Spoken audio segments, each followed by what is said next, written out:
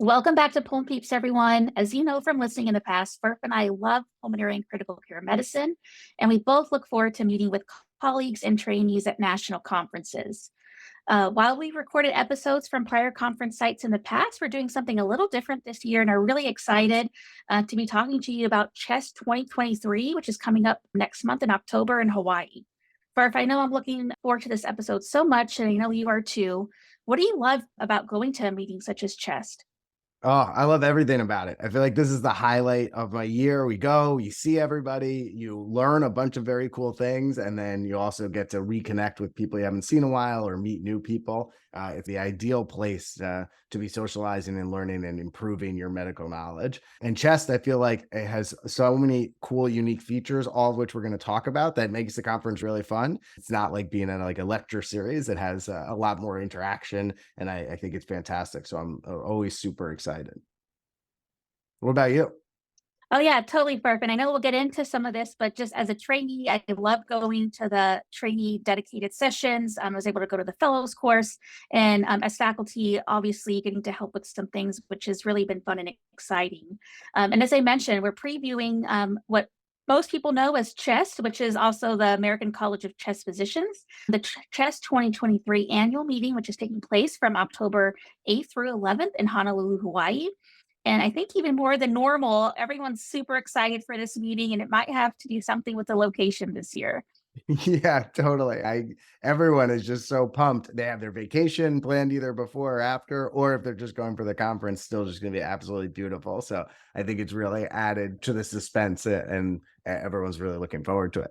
Let's dive in. We're joined by an absolute great panel of guests today. We're including past, present, and future conference chairs, all of whom I imagine are extremely busy. And so we appreciate them taking the time today. We're going to start with Subhani Chandra. She's an associate professor at Columbia University. She's the vice chair of medicine for education and the internal medicine residency program director. She was the chair of the CHEST Scientific Program Committee for CHEST in 2022, and she joined us when we came direct from Nashville last year for an outstanding episode and even more outstanding conference. She is currently the chair for the Training and Transitions Committee and has been busy this past year planning for some amazing things in the coming month. Subhani, thanks for coming back to Pulm Peeps. Hi, everyone. Thanks for having me back. It's always fun to be here. Thanks so much, Subhani. And in other words, a short version, just Subhani's a big deal, as we can say. Also following Subhani, though, is another big deal. We have Dr. Anisa Das. Anisa is a professor of medicine at the Ohio State University Wexner Medical Center. There, she's the assistant director of the OSU Sleep Program, as well as the director of the Portable Sleep Testing Program. She was the vice chair of CHEST 2022 Scientific Programming Committee and is the current chair for 2023 conference. Anisa, I can only imagine how incredibly busy you are leading up to the conference. So thank you so much for taking the time, and welcome to Pulm Peeps. It's my absolute honor to be here. I'm always excited to talk about this great meeting we have planned. Us too. Next, we're happy to welcome to the show Gabe Boslett. Gabe is a professor of clinical medicine in the Department of Pulmonary and Critical Care, Sleep, and Occupational Medicine at Indiana University. He is the assistant dean for faculty affairs and professional development at IU, and he is the current vice chair of the CHEST 2023 Scientific Programming Committee and will be the chair-elect for next year. Thanks for being here, Gabe. Thanks so much for having me, you guys. I'm really stoked. Thanks so much, Gabe. And looking forward to, I've never met you in person, so looking forward to meeting you in person next month. And finally, rounding out our panelists today, we have Dr. Husafa Salat. Husafa is a budding clinician educator who's currently working as a consultant pulmonologist and intensivist at Advocate Aurora Health in Wisconsin. He recently completed his pulmonary and critical care fellowship at the University of Oklahoma Health Sciences Center. He's one of the most enthusiastic members of CHEST that I'm aware of, and he actually had the idea for doing this preview, which we're very grateful for. He's worked with us here on Pulm Peeps in the past. You may have seen some of his tutorials as well as radiology rounds, but this is his first time on the podcast, so thanks for joining us today. Yeah, thank you for having me, and I'm glad we could have this official podcast finally. I know, for sure. And we'll get started into some questions, but just as a brief reminder, this podcast isn't meant for specific medical advice, and the opinions expressed today are our own and don't necessarily reflect the policy of our respective employers. But first, let's go ahead and dive in. Yeah, absolutely. To get things started, I'd like to talk a little bit about the location of the conference in Honolulu, Hawaii. We talked a little bit about how excited everyone was and is, but we would be remiss if we didn't open by acknowledging that Hawaii has just experienced a pretty devastating and heartbreaking disaster with the wildfires in Maui. In our role as physicians, it's really imperative we're aware of all the environmental implications and local implications of different events going on around the world. And so it's important for us to be aware and active about this. Anissa, I know Chest is thinking about this and doing some great things. Can you please tell us about some of those initiatives to help the people of Hawaii during this time? Yeah, absolutely. So not only is this immensely important to me as an individual, it's important to Chest as well. And part of the movement that we have really been shifting towards as an organization is to really immerse ourselves in the communities that we are holding our meetings in. So we have been acutely aware of the wildfires and have been in communication. And as it turns out, the financial support of tourism is actually very important, especially to all of the islands, but including Maui. So they are excited to have us. We have posted on our website and in our news articles multiple links for financial support. So we're trying to raise economical support. Additionally, ways that you can support local businesses while you're there, right? If you're going to get your cool new Hawaiian gear before the meeting, go to some of our sites so that you can purchase things from Hawaiian owned, locally owned businesses and further support those businesses. The other thing, and I apologize for the length of my answer, but there's so many cool things we're doing. We are working with the convention center and the 1 Million Trees program. This is a program that really tries to identify what your carbon impact is going to be when you come to Hawaii. And to help reduce that impact, Chest will be planting 42 trees in advance of Chest 2023. Dr. Boslet and I get to actually plant one of those trees ourselves and dedicate them. I'm super pumped. But also, we're going to have the opportunity at the meeting for anyone who comes to the meeting and wants to help reduce their own carbon impact. They too can decide to purchase and dedicate a tree to plant on the islands while they're there. So those are some really important things that we're doing. And then the final thing is that we are launching our new Chest Community Connections initiative this year in Hawaii that hopefully will not just be a one-off. You're going to probably see it in Boston with Gabe as well. This year, we are connecting with 3 partners, the Kokua Kalihi Valley, and they work with ensuring that food insecurities are addressed, as well as the Waianae Coast Comprehensive Health Center. They work with identifying health needs as well as food insecurity needs. And they do a really cool thing where they have a farmer's market that takes food stamps so that we can get healthy food utilizing government money. And Chest will actually be present there with some volunteers educating on asthma and donating inhalers and spacers to those in need, in particular because of the increased need due to the wildfires and the exposure in that area. And then finally, our third partner will be the Hawaii LGBT Legacy Foundation, because it turns out it's Pride Month in October in Hawaii. So we'll be doing all those things. Thanks so much, Anissa. That's so awesome to hear, and definitely looking forward to the collaborative opportunities. And I think you just mentioned at least 4 great ways those attending Chest can participate in, but even those that may not be able to go to Chest this year definitely can get a look at the website and potentially help out and look at some of the links if they're able to offer any type of financial support, as you mentioned. And in general, I think we all just talked about how great Honolulu is going to be as a location, and something that I know everyone on the panel today is very excited about. And certainly the location of conferences has been a hot topic of discussion in the last few years. And Subani, I'm wondering if you could share any insights into how this location was chosen and what factors go into conference location selections in general.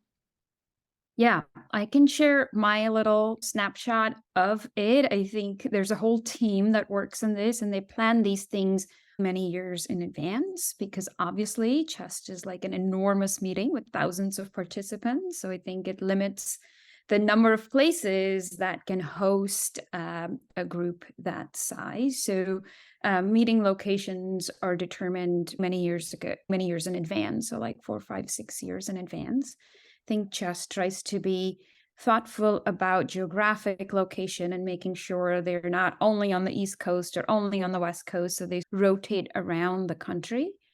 I think in recent years, there's been a lot more thinking that goes into those locations. So I'm excited to see CHEST's approach in the coming years, because the meetings we're having now are locations that were determined 5, 6, 7 years ago. So I think we'll see a lot more variation, a lot more community engagement, like Anissa just described, and other things that really, I think, make the location as much a part of the meeting as everything else. Yeah, that's great. I think it's really interesting to hear about the local community engagement, and we have to think about how our conferences influence those communities and how the communities influence their conference attendees. So it'll be an interesting way to see the next couple of years unfold. I think a lot of people are planning their exciting trips to Hawaii. I'm adding Plant a Tree to mine. That sounds like a very cool initiative. Josefa, I know you've been thinking about CHEST 2023 for a while now. You reached out to us and it's been on your agenda. Do you have any plans set up in Hawaii for around the conference? Yes, unfortunately, even though I had submitted us a few sessions and had one that we're collaborating on as well on CHEST, unfortunately, there have been some personal stuff at my end, so it looks like I may not be able to make it. We're still trying to see if we can work something around. And my partners as well, one of them called in sick during that week. They have a delivery of their baby as well, so they're asking me to cover their shifts as well. I might not be able to make it, even though I was so pumped and stuff, but we'll see. We'll see. Fingers crossed to see if we can move things around. Fingers crossed. As listeners may know, I missed ATS this past year. I had a baby, and life things happen. Conferences will come around, so you got to take care of your colleagues as well. So we'll keep our fingers crossed, though. Yeah, definitely. Hoping to see you there. And I imagine programming for a conference as large as CHEST can be both super exciting, but also daunting. And Gabe, I forgot to mention, you are also a big deal. And you've been involved with CHEST for many years on various leadership roles.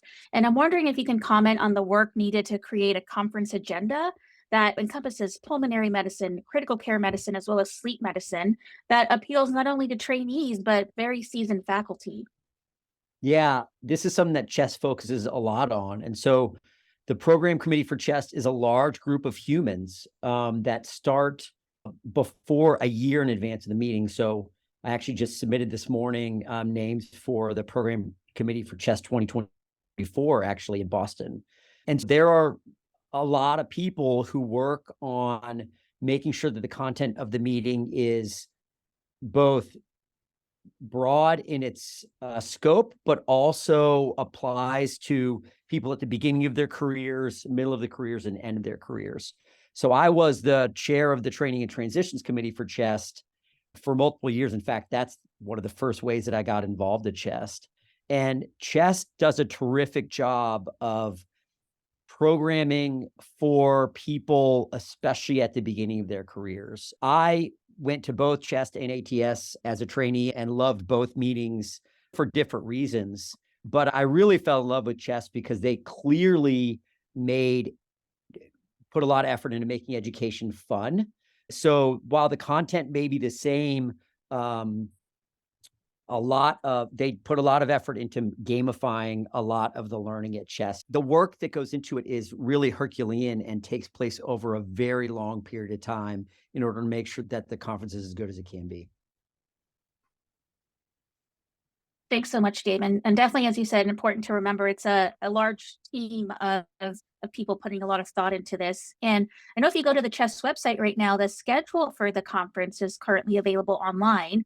And I know that you're going to be chairing a session entitled "This is Our Lane: The Necessity of the Clinician Voice and Advocacy," Gabe. And I'm wondering if you could share with those listening today what motivated you to submit this session, and can you provide a bit of a preview of the session for those listening today? Yeah, my career has taken a dramatic turn since the pandemic, and I live in Indiana and realized during the pandemic that the political atmosphere has become something that has affected us in the hospitals. And I have become pretty active in the state of Indiana in sort of a group called the Good Trouble Coalition. We founded this nonprofit that has the goal of improving public health equity and patient-centered care in the state, mostly at the State House. So I've spent a lot of time thinking about advocacy issues here in Indiana. And this session is one in which we'll touch on climate change, the Dobbs decision, we'll touch on affirmative action, we'll touch on what are our roles as physicians in being part of the social conversation around these issues. I think it's something that a lot of us have thought of as not part of our roles before, but more and more are learning that our voices matter and are important. And so we're going to highlight that with this session. That's so cool. I really hope to be able to attend. I couldn't agree more that the politics affect the job, but also that the politics and the circumstances going on affect the patients. And that's our main priority. We have to be thinking about that and those implications. So we should be playing an active role. It sounds like it'd be a great session. I think that in general, we work to make sure this conference has broad appeal to a wide variety of participants who we already talked about, for trainees, for experienced participants. Anissa, I know you've been thinking about this a lot, and you want to make sure that when you're programming sessions, you have a diverse group of topics and speakers.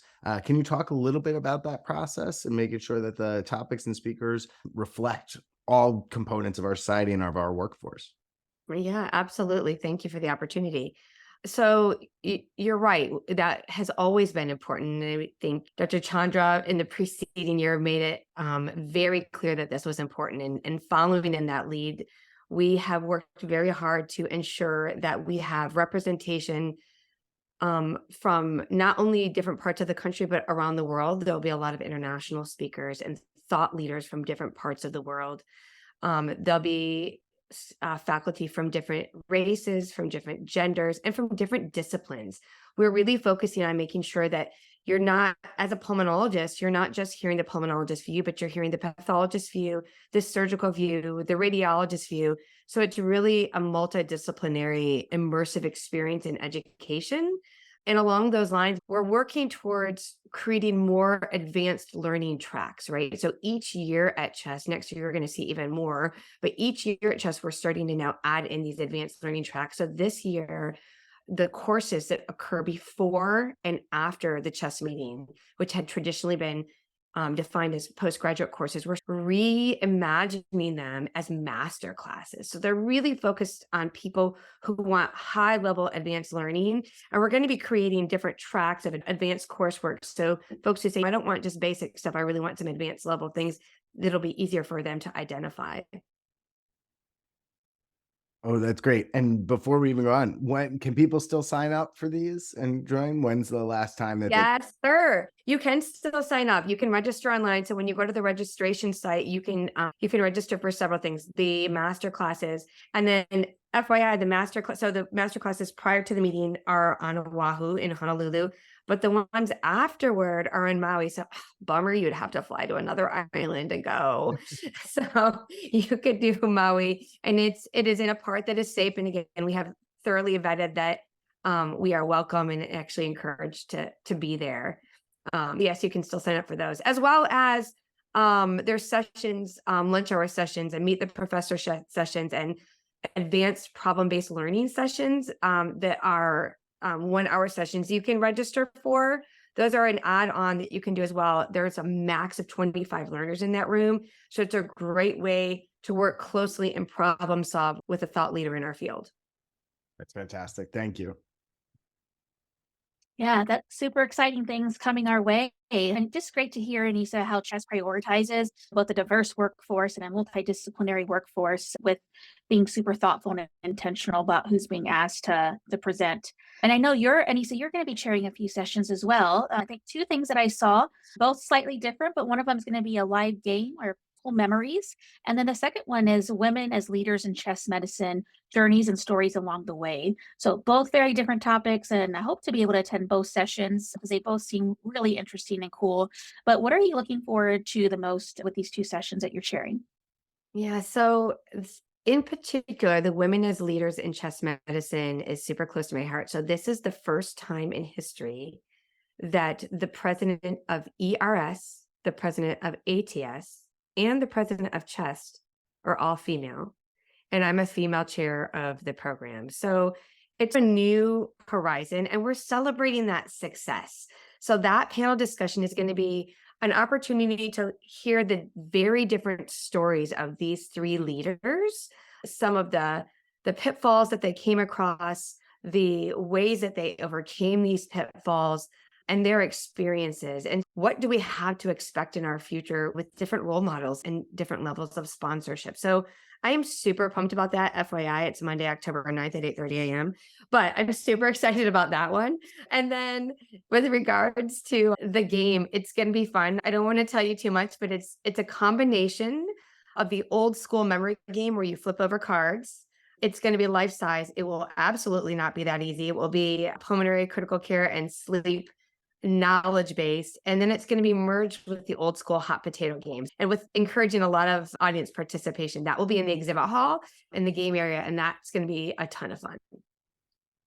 Oh, awesome. I love the chess games. Looking forward to that. All of them. They're great, as Gabe was talking about. And I'm sure we'll discuss more. And that sounds like a very cool session. We actually had Elizabeth Vigliante on the show previously, and she was talking about how there has been a lot of mentorship for women early in medicine, women early in the career medicine, but less as we get later and we're coming to the leader. So the fact that we're addressing that untapped need is amazing. I want to turn to everybody else. Gabe, Subani, Huzaifa, other things, other specific sessions that you're either leading or that you're looking forward to attending. Gabe, maybe we'll start with you. Let's see, we have the one that I'm looking forward to leading is one called Chest After Hours, which is something that we started last year. And Chest After Hours is really envisioned as a storytelling session. So we have recruited 3 storytellers for this year, all pulmonary critical care physicians, all members of Chest. And I'm working with my co-hosts, Rena and Kara, to develop these stories. Since if you've listened to the Moth Radio Hour, a Moth style unscripted storytelling session, these are a way for us to demonstrate our humanity as physicians a bit more than anything. These won't be stories of we had right heart failure and I placed a Swan-Ganz catheter and everything was great. It's really more stories at the human side of being a physician. So I'm really stoked about that session. That one is Tuesday afternoon. That was great. Yeah, I love that's going to be a great addition, Bree. Subani? Yeah, I'm definitely looking forward to this year's edition of Just After Hours and very happy to see it come back. And hopefully it'll be a future pillar at the meeting every year. And as always, I am really looking forward to Chess Challenge. I think it is one of the highlights for the meeting, certainly for me, certainly for all of the TNT Training and Transitions Committee. And I think the many participants, its highlights are fellows, and it's, I think, gamification of education and entertainment. And so very excited. As always, we'll have some fun things up our sleeve so we can support our fellow finalists. We can provide some entertainment and participation and prizes for the audience and just have a grand old time. That is on Tuesday evening. So it's an evening event. And as always, there will be some nice food and drinks and just a grand old time. That's great. Oh, edutainment is my word of the day today. I like that.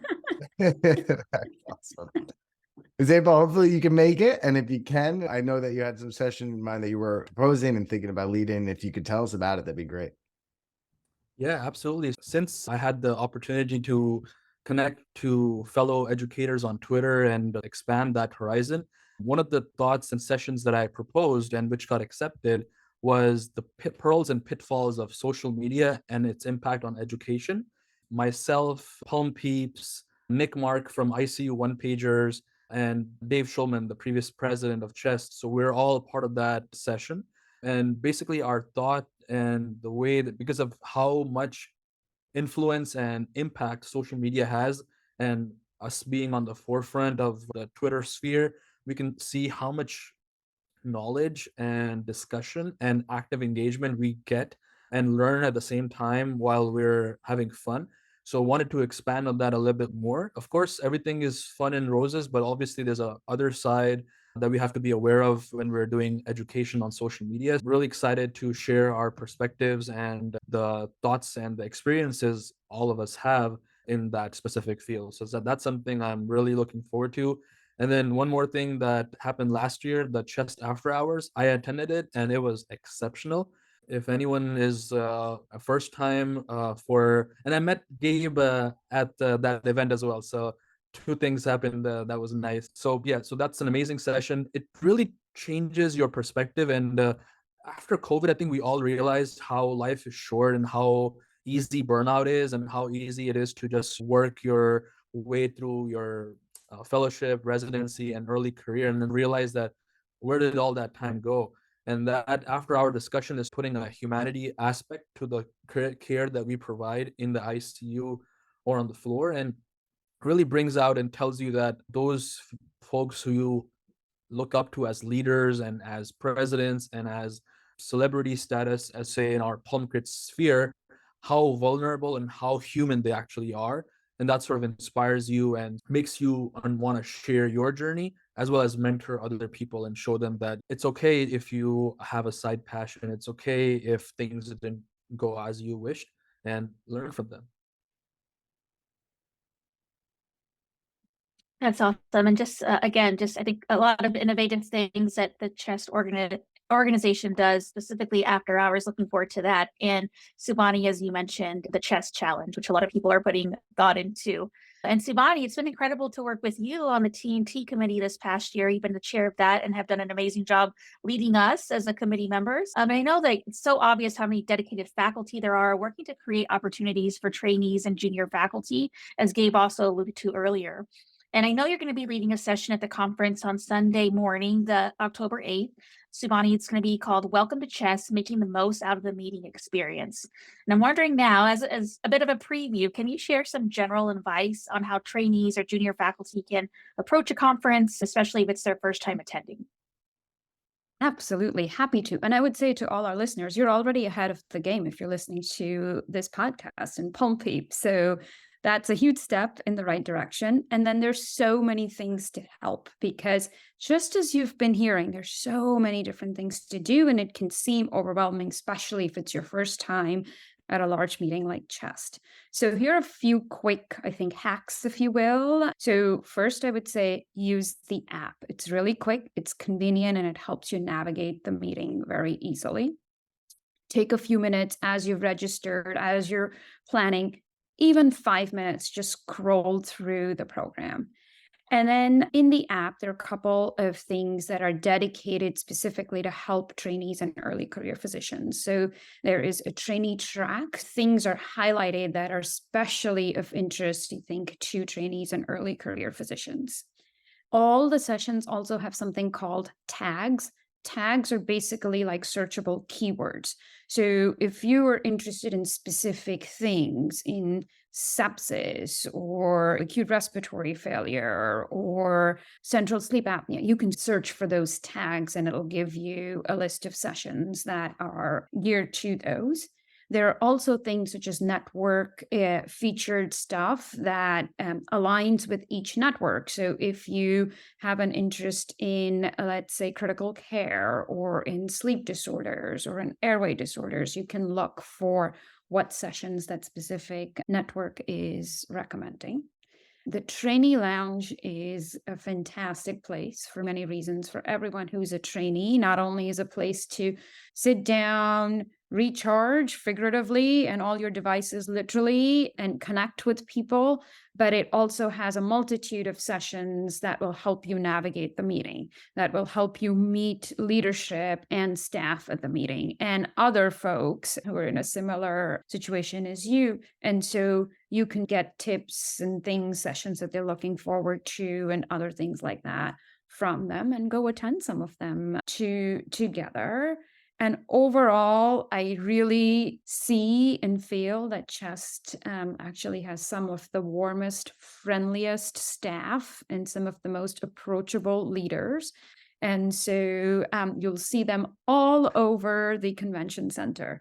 So just ask anyone, and I guarantee everyone will be happy to help, give suggestions, direct you wherever. And I think you'll have an awesome time at the meeting. And it's okay to want to go to more than one session at the same time. That's a great problem to have. It's a win. Whichever one you pick, it'll be great.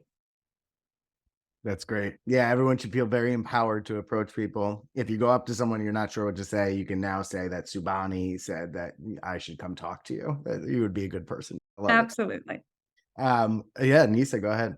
So one more way to encourage conversation is there's going to be super fun ribbons this year. In addition to the old school faculty or speaker, we're going to have fun ones like coffee lover, foodie. So that's one more way to make a connection, right? You see a fellow foodie, you just give them a quick nux, right? And so there's ways to connect that are easy. Yeah, that's great. Oh, that's an awesome initiative. I'm going to try to collect like one of each of them, I think. Yeah. I vote for introvert as a ribbon. Totally. You can choose not to wear ribbons for sure. This is all. That is really all great advice, Bonnie and Nisa. Let's maybe just end up with one more piece of advice from each of you, guidance for trainees, or if you have other insights for our listeners that they should take away leading up to the conference, we'll go from there. Gabe, anything to share? Yeah, I think Anissa touched on it. Meet people. To me, the most important part of national meetings are meeting people. And we try to teach our fellows how to do this, but it really just requires you going up and saying, hey, my name's Gabe. I'm at Indiana University. Where are you and what do you do? It's that simple. And these are the way the connections are made. To me, the further along you get, the more the meeting happens outside of the meeting rooms and in the hallways and the coffee shops and the bars around the meeting. Yeah, absolutely. That's like the key to all this is you get to all be together in person, which we never get anymore. So hopefully everyone can make some great connections. Nisa, any other advice for trainees or insights to the conference? Gabe stole mine, so I'm gonna build on that because because I agree. Honestly, I think we have the ability to learn and from lots of venues, right? We can read books, we can do online courses, we can sit in a lecture hall. This is a unique opportunity to immerse yourself in learning. And by immersing yourself in learning, immerse yourself in the experience. So I would encourage every single person to try to meet one new person, at least during the week, if not every day. That can be going up afterwards, after a talk, and just telling the speaker, hey, I thought you did a great job. You would be shocked. There's some pretty big deals who would be so grateful to hear somebody just come up and say, you know, what you said meant something to me. It is so easy, and people are always starving for some connection. And so don't have imposter syndrome yourself. You're totally we're all in the same boat. It's so easy to be scared to do it, but I encourage you to try to meet somebody and create your own Chest Ohana or family in Hawaii. Oh, I love it. That's great. Zepa, anything advice that you took from it sounds like you had a great conference last year, things that you would ask people to look forward to this year?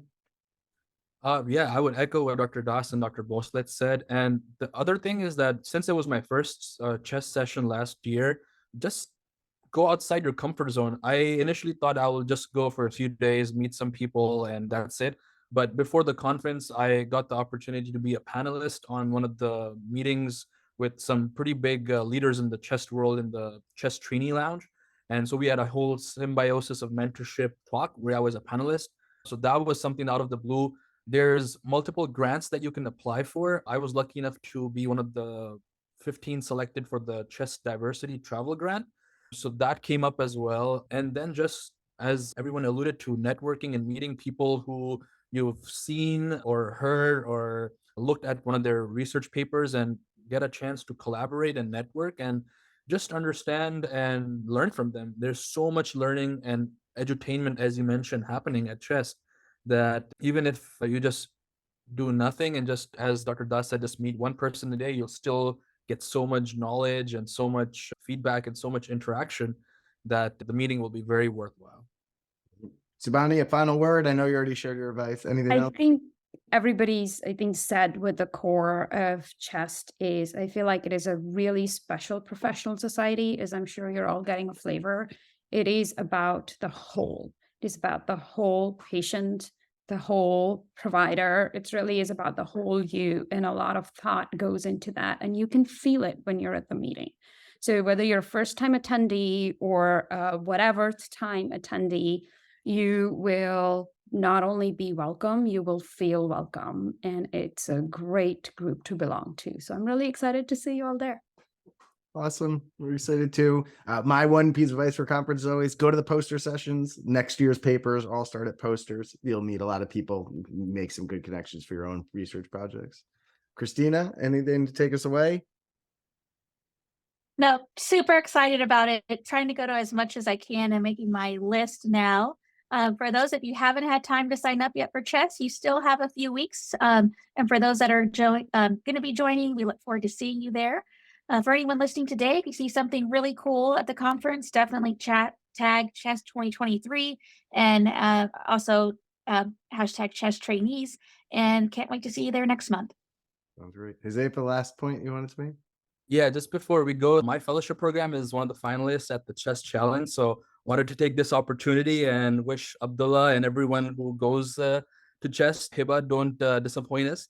And hopefully you guys bring the trophy back to Oklahoma. Good luck to you. Palm Peeps officially endorses all teams that are in the finals. No. That's awesome. Thank you all for listening. Join us in 2 weeks. We appreciate your time.